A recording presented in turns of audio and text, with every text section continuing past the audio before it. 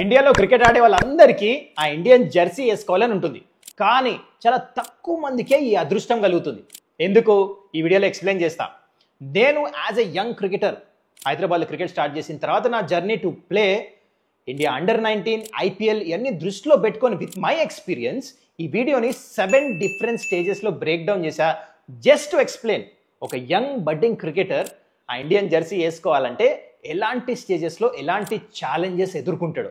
ఈ వీడియోలో it includes everything: coaching, parents role, selection process, players ఎంత సంపాదిస్తారు, ఏ స్టేజ్ ఆఫ్ తన కెరియర్లో they feel secure, and finally India ఎట్లా ఆడతారో, ఇండియా ఆడిన తర్వాత అంటే రిటైర్మెంట్ తర్వాత ప్లేయర్స్కి ఎలాంటి ఆపర్చునిటీస్ దొరుకుతాయి, అంత ఇన్ డీటెయిల్ ఈ వీడియోలో ఎక్స్ప్లెయిన్ చేశాను. So this videos for everyone, cricket lovers, aspiring cricketers, parents, coaches అందరి గురించి. So SIT back, enjoy, let's begin.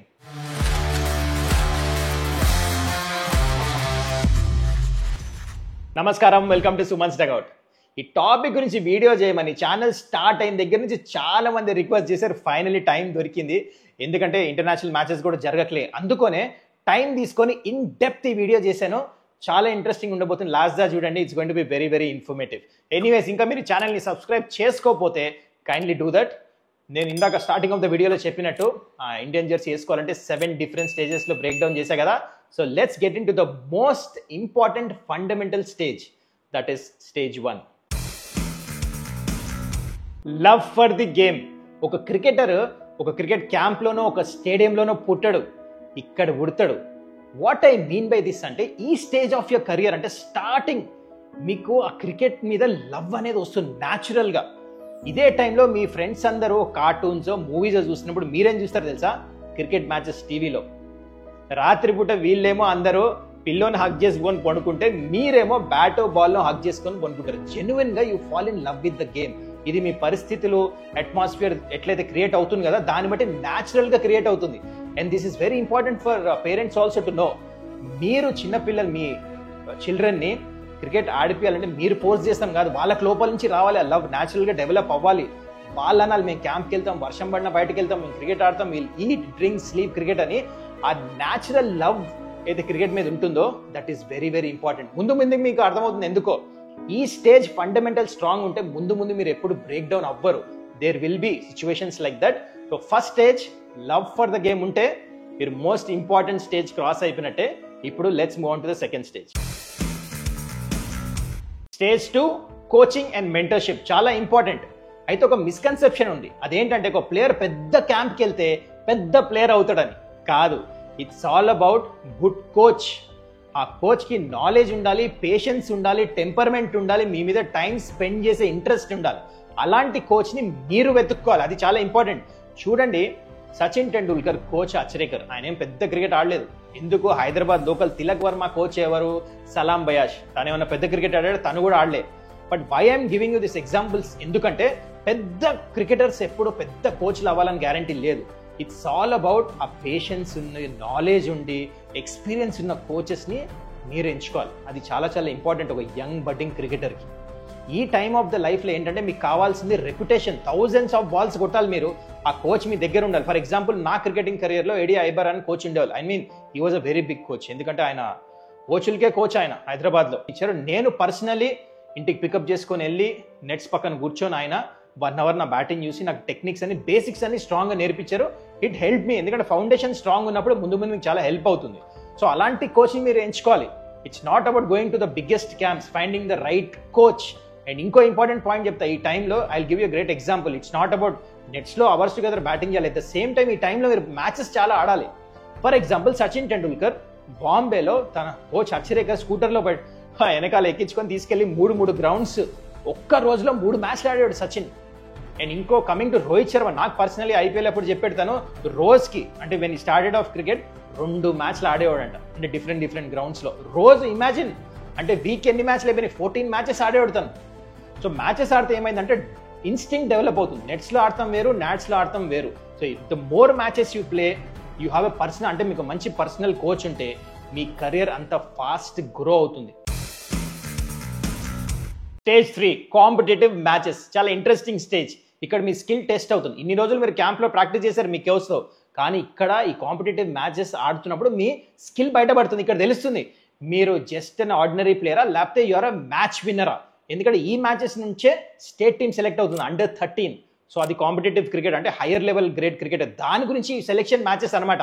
So ఇక్కడ మీకు తెలిసిపోతుంది what kind of a cricketer you are. For example నేను నా ఫస్ట్ స్కూల్ లీగ్ మ్యాచ్ ఆడినప్పుడు record 204 not out కొట్టాను నేను. So I got a super self confidence boost అనమాట ఫస్ట్ మ్యాచ్. అట్లా మీకు కూడా అర్థమవుతుంది స్కూల్ క్రికెట్ ఆడినప్పుడు where you stand. And picking the right school కూడా చాలా important. I give you advice మీ పేరెంట్స్ కన్నా బడ్డింగ్ క్రికెటర్స్ కన్నా. ఎందుకంటే మీకు ఆపర్చునిటీస్ దొరకాలి ఒకటి, మీ రైట్ బ్యాటింగ్ ఆర్డర్ ఇవన్నీ. అండ్ చూడండి I started off my career in little far school. కానీ to get better opportunities, team కూడా మంచిగా ఉండాలి, ఎన్వైరన్మెంట్ మంచిగా ఉండాలి, మంచి ప్లేయర్లతో మీరు ఆడాలి, ఆ స్కూల్ క్రికెట్ కూడా మంచి ఇంపార్టెన్స్ ఇవ్వాలి, ప్రాక్టీస్ అవర్స్ ఉండాలి, కలిసి ప్రాక్టీస్ చేయాలి, ఇవన్నీ ఉండాలని చెప్పేసి నేను లిటిల్ ఫ్లవర్ నుంచి సెయింట్ ప్యాట్రిక్స్కి మూవ్ అయ్యా. It help me in my cricketing career. అట్లానే మీకు కూడా ఆపర్చునిటీ దొరికితే pick the right school, you will go much higher and much faster. ఇప్పుడు మనం స్టేజ్ 4 స్టేట్ టీమ్ సెలెక్షన్కి వచ్చేసాం. ఇంతకుముందంతా మనం స్కూల్ లీగ్స్, నార్మల్ లీగ్స్ అంతా మాట్లాడాము. కొన్ని వేల మంది క్రికెట్ ఆడతారు ఈ స్టేజ్ నుంచి. ఇక్కడ నుంచి 15 మెంబర్స్ స్క్వాడ్ స్టేట్ టీమ్కి సెలెక్ట్ అవుతుంది. అది అండర్ 13 అయినా, అండర్ 16 అయినా, అండర్ 19 అయినా. అయితే వీళ్ళు వేరే స్టేట్ టీమ్తో మ్యాచ్లు ఆడతారు. కర్ణాటక, బెంగళూరు అట్లా అన్ని. Suppose Andhra versus Karnataka, Hyderabad versus Bombay అట్లా. ఇక్కడ నుంచి ఎవరైతే మంచి పర్ఫార్మెన్స్ చేస్తారో వాళ్ళు, సపోజ్ అండర్ 13లో మంచి పర్ఫార్మెన్స్ చేస్తే అండర్ 16కి వెళ్తారు, అండర్ 16లో మంచి చేస్తే అండర్ 19కి వెళ్తారు, అండర్ 19లో మంచి పర్ఫార్మెన్స్ చేస్తే you can play for India under 19 or Ranji trophy. So this is the gateway అనమాట ప్రాసెస్ సీనియర్ క్రికెట్కి వెళ్తానికి. అయితే ఇక్కడ మీరు నోటీస్ చేయాల్సింది 15 మెంబర్స్ ఆడతారు, ప్లస్ కింద వేల మంది లీగ్స్ ఆడతారు. కాబట్టి దీంట్లోంచి సెలెక్ట్ అవ్వాలంటే ఒక్కోసారి it might not be possible.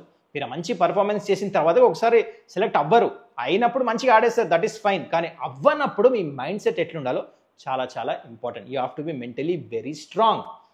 And ఇక్కడ పేరెంట్స్ రోల్ వస్తుంది, most important. Again I repeat parents role.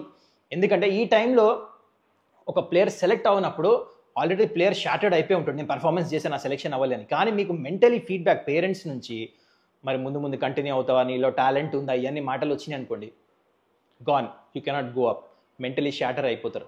Fortunately నా కెరియర్లో నా పేరెంట్స్, డాడ్ మామ్ చాలా సపోర్ట్ చేశారు ఈ టైంలో. Every cricketer will go through, మీరు ఎంత పెద్ద ప్లేయర్ అయినా.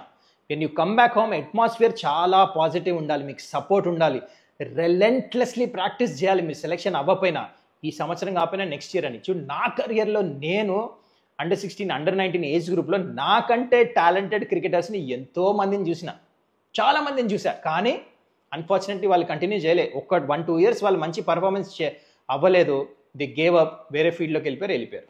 So what I want to say, important point here is relentless practice. ఇంట్లోంచి మంచి positive frame of mind feed చేస్తూ ఉండాలి, పుష్ ఉండాలి, అంతే, that's it. If you positive, ఈ సీజన్ కాకపోయినా నెక్స్ట్ సీజన్, ఈ మ్యాచ్ అయిపోయినా నెక్స్ట్ మ్యాచ్ రన్స్ కొడతా అంటే you will go claim the ladder very very fast. ఇది గుర్తుపెట్టుకోవాలి. బడ్డింగ్ క్రికెటర్సే కాదు, వాళ్ళ పేరెంట్స్ కూడా. స్టేజ్ 5 జూనియర్ ఇండియా అంటే అండర్ 19 ఇండియా. దీనికి సెలెక్ట్ అవ్వాలంటే మీరు స్టేట్ క్రికెట్లో దుమ్ము లేపేసేయాలి, ఫుల్ రన్స్ కొట్టాలి, ఎస్పెషల్లీ అండర్ 19 క్రికెట్లో. అప్పుడు మీరు ఇండియన్ టీమ్ సెలెక్ట్ అవుతారు. జస్ట్ 15 మెంబర్స్ సెలెక్ట్ అవ్వచ్చు. నా ప్లేయింగ్ డేస్లో నా అండర్ 19 స్టేట్ క్రికెట్ ఆడుతున్నప్పుడు ఫస్ట్ 3 మ్యాచ్లు హైదరాబాద్కి 3 సెంచరీలు కొట్టా. దీంతో నాకు ఆపర్చునిటీ దొరికింది ఇండియా అండర్ 19 వరల్డ్ కప్ ఆడతాను. నేను, ఇర్ఫాన్ పఠాన్, మీ అందరూ ఆడడం, Parthiv Patel was the captain. 2002 జరిగింది. Anyways, coming back to this under 19 India. ఇది ఏంటంటే ఒక షార్ట్ కట్ అనుకోండి. ఇండియా ఆడాలంటే మీరు స్నేక్స్ అండ్ లాడర్స్ గేమ్ ఆడతారా, అక్కడ ఒక లాడర్ ఉంటుంది చూడండి, డైరెక్ట్ 90sలోకి వెళ్తుంది. అలాంటి స్టేజ్ ఇది. ఎందుకంటే అండర్ 19 వరల్డ్ కప్ ఆడితే మీరు అక్కడ మంచి రన్స్ కొట్టారు అనుకోండి, just like Virat Kohli under 19 world cup winnowing captain, మంచి పర్ఫార్మెన్స్ చేశాడు చూడండి. అక్కడ నుంచి ఐపీఎల్ ఆడాడు, ఇండియా ఆడాడు, రికగ్నైజేషన్ దొరుకుతుంది అనమాట. ఆడతాం అంత ఈజీ కాదు, ఎందుకంటే 15 మెంబర్ ప్లేయర్స్ సెలెక్ట్ అవుతారు. కానీ ఒకవేళ ఆడి పర్ఫార్మెన్స్ చేస్తే మాత్రం jackpot. Stage 6 first class cricket, Ranji trophy, big boys game. ఈ స్టేజ్ దాకా మీరు రీచ్ అయ్యారంటే you are a professional cricketer. ఇక్కడ మంచి పర్ఫార్మెన్స్ చేస్తే ఇండియన్ టీంకి ఆడచ్చు, ఇక్కడ మంచి పర్ఫార్మెన్స్ చేస్తే ఐపీఎల్ కూడా ఆడచ్చు. సో ఫైనాన్షియల్ ఫ్రీడమ్ అనేది ఇక్కడ వస్తుంది. ఈవెన్ దో మీరు ఇండియా ఐపీఎల్ ఆడపోయినా మీకు ఈ టైంలో మీరు కన్సిస్టెంట్గా ఫస్ట్ క్లాస్ క్రికెట్లో మంచి రన్స్ కొడుతున్నారు అనుకోండి, మీకు బ్యాంక్స్ నుంచి, ప్రైవేట్ ఆర్గనైజేషన్ నుంచి జాబ్ ఆఫర్స్ వస్తాయి. స్టైఫండ్ కింద తీసుకుంటారు, పర్మనెంట్ జాబ్స్ ఇస్తారు ఈ స్టేజ్లో. అండ్ ఆల్సో బ్రాండ్స్ వస్తాయి మీకు, ఎస్జీ, ఎస్ఎస్ ఇలాంటి కిట్ బ్యాగ్స్, బ్యాట్స్, ఇవన్నీ స్పాన్సర్షిప్స్ వచ్చేస్తాయి ఈ టైంలో. సో మంచిగా పర్ఫార్మెన్స్ చేసి మీరు ఒక 6-7 ఇయర్స్ విచ్ యాక్చువల్లీ మంచి ప్లేయర్స్ ఆడతారు అన్నమాట, బ్యాట్స్మెన్ అయినా బౌలర్స్ అయినా, మీరు కన్సిస్టెంట్గా పర్ఫార్మెన్స్ చేస్తే స్టేట్ టీమ్కి 6-7 ఇయర్స్ ఆడొచ్చు. And when you do well financial freedom వస్తుంది. ఎందుకంటే రైట్ నో బీసీసీఐ ఏం చేస్తుందంటే ద పేమెంట్ స్ట్రక్చర్ చూడండి, మీరు ఒకవేళ 40 మ్యాచెస్ కంటే ఎక్కువ ఆడిన అనుభవం ఉంటే మీకు పర్ డే బీసీసీఐ 60,000 పే చేస్తుంది. 25 to 40 మ్యాచెస్ మధ్యలో ఆడిన ప్లేయర్స్కి they are paying 50,000 per day. And finally 25 matches కంటే తక్కువ అనుభవం ఉన్న ప్లేయర్స్కి మాత్రం they are paying 40,000 per day. So మంచిగా కన్సిస్టెంట్గా క్రికెట్ ఆడితే 30-35 lakhs ఎటు పోవు ప్లేయర్స్కి. అట్లానే 6-7 ఇయర్స్ ఆడితే అట్లీస్ట్ ఫైనాన్షియల్ ఫ్రీడమ్ వస్తుంది. ఎందుకంటే స్టేట్ క్రికెట్లో మీరు ఆడినప్పుడు అంత అమౌంట్ ఉండదు, ఏదైనా నామినల్ అమౌంట్ ఉంటుంది. కానీ ఫస్ట్ క్లాస్ క్రికెట్ వచ్చిన తర్వాత ఎస్పెషల్లీ ఇండియాలో క్రికెట్ ఆడుతుంటే you will be a well settled, plus job కూడా వస్తాయి, స్పాన్సర్షిప్స్ వస్తాయి. అని ఇదే కాదు, మీరు ఫస్ట్ క్లాస్ క్రికెట్ నుంచి ఆడుతూ మీరు ఇండియా ఆడపోయినా ఐపీఎల్ ఆడపోయినా you will have other offers. మీకు 25 మ్యాచెస్ కంటే ఎక్కువ ఆడుంటే మీకు సెలెక్టర్ అవ్వచ్చు, కోచ్ అవ్వచ్చు, మ్యాచ్ రెఫరీ అవ్వచ్చు, ఎంపైర్ అవ్వచ్చు, ఇంకా చాలా ఉంటాయి. మీకు కోచ్ అంటే వేరే స్టేట్స్ వెళ్ళి కోచెస్ ఆఫర్స్ వస్తాయి. అండ్ ఆల్సో రిటైర్డ్ లీగ్స్ వచ్చేసినాయి. ఇప్పుడు మీరు ఫస్ట్ క్లాస్ క్రికెట్లో మంచి పర్ఫార్మెన్స్ చేస్తుంటే లెజెండ్స్ లీగ్ అట్లాంటి లీగ్స్ కూడా ఆడొచ్చు అనమాట. So ample of opportunities, me life అయితే సెట్ అయిపోతుంది. ఫైనాన్షియల్ ఫ్రీడమ్ అయితే డెఫినెట్లీ వస్తుంది ఫస్ట్ క్లాస్ క్రికెట్లో. చేరటమే కాదు, మంచి consistently if you establish as a good player ఈ స్టేజ్ ఇస్ సెట్ అనమాట. సో ఇప్పుడు the final stage, I call it as bliss. Last and final ultimate stage అంటే ఇండియన్ టీమ్ సెలెక్షన్. ఆ Indian Jersey మీరు వేసుకోవాలంటే ఫస్ట్ క్లాస్ క్రికెట్లో కన్సిస్టెంట్గా performance చేయాలి. 4-day క్రికెట్ రంజీ ట్రోఫీలో మంచి పర్ఫార్మెన్స్ చేయాలి. 1-day format first class cricket దాన్ని విజయ్ హజార్ అంటారు, అక్కడ మంచి పర్ఫార్మెన్స్ చేయాలి. And T20 format Syed Mushtaq Ali అంటారు, దాంట్లో మంచి పర్ఫార్మెన్స్ చేస్తే మీరు దాంట్లో సౌత్ జోన్ టీమ్స్ అంటే Dilip trophy, Irani trophy, India A వేరే టీమ్స్తో ఆడతారు, కంట్రీ టీమ్స్తో, ఏ టీమ్స్తో. ఇక్కడ మీరు కన్సిస్టెంట్లీ పర్ఫార్మెన్స్ చేసి ఏదో ఒక ఫార్మాట్లో ఆ ఫార్మాట్కి మీరు అప్పుడు ఇండియన్ టీమ్కి సెలెక్ట్ అవుతారు. ఇది అందరికి ఆపర్చునిటీస్ దొరకవు. లెట్ మీ బీ క్లియర్, ఇంతవరకు టెస్ట్ ఫార్మాట్లో ఓన్లీ 306 or 307 ప్లేయర్స్ ఆడారు in the history of test క్రికెట్లో. T20 ఫార్మాట్లో ఓన్లీ 119 ప్లేయర్సే ఆడారు.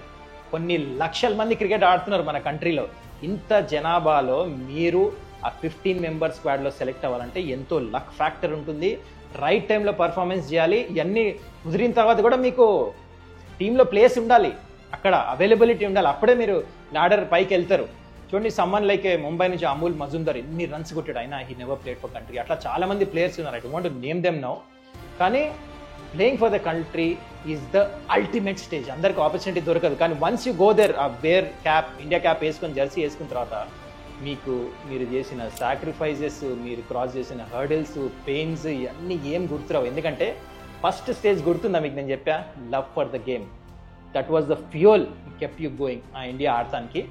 అండ్ ఈ స్టేజ్కి ఒకసారి మీరు చేరిన తర్వాత ఫైనాన్షియల్ ఫ్రీడమా, ఫేమా, నేమా అన్నీ వస్తాయి. యూ థరోలీ డిజర్వ్ ఇట్ కూడా. Already you will be part of the IPL teams, ఏదో ఒక టీం కూడా ఇండియన్ టీమ్కి ఆడుతున్నారంటే. So this is the ultimate thing. And playing for the country is the most prestigious. అంటే దీనికంటే ఇంకా హయ్యర్ లెవెల్ ఉందని అనుకున్నాను. అలాంటి స్టేజ్ ఇది చాలా తక్కువ మందికి ఆపర్చునిటీ దొరుకుతుంది. I completely respect all the cricketers you have reached there. నేను ఇండియా అండర్-19 వరల్డ్ కప్ దాకా చేరాను, రంజీ ట్రోఫీ ఆడా, ఇండియా ఏ కూడా ఆడాను, అండ్ ఛాలెంజర్ ట్రోఫీ అన్నీ, ఐపీఎల్ ఆడాను. బట్ అల్టిమేట్ సాటిస్ఫాక్షన్ మాత్రం ఇండియాకి ఆడినప్పుడు వస్తుంది. But I'm happy with whatever achieve. And మరి మీరు చెప్పండి, ఏ స్టేజ్ ఆఫ్ క్రికెట్లో మీరు ఉన్నప్పుడు right now, and what are you aspiring? మీకు ఈ వీడియో ఎలా అనిపడింది? Any doubts, any stage of క్రికెట్లో మీకు ఈ వీడియో చూసినప్పుడు ఎనీథింగ్ ఉంటే కింద కమెంట్ చేయండి, I clear your doubts. So I hope you enjoyed this video. మరి ఇలాంటి కొత్త ఐడియాస్తో మళ్ళీ ఇంకో వీడియో చేసుకొని మీ ముందుకు వస్తా. కానీ మీకేమైనా కొత్త ఐడియాస్ ఉంటే కింద కమెంట్ చేయండి, I will make a video on that. Till then take care, bye.